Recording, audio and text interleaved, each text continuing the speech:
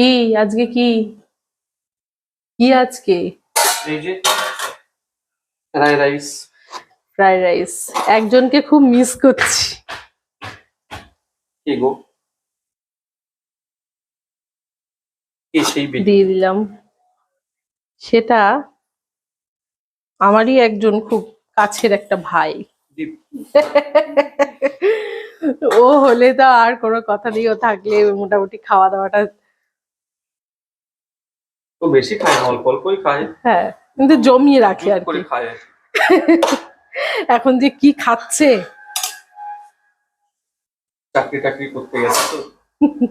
চাকরি করে দেখি আমার জন্য কি আনে। এত চাকরির ঘটা লেগেছে, বৌদির জন্য কি আনে দেখি। ভালো মন্দ রান্না করলেই। আরেকটু নেবো আমি নাকি বুঝতে পারছি না।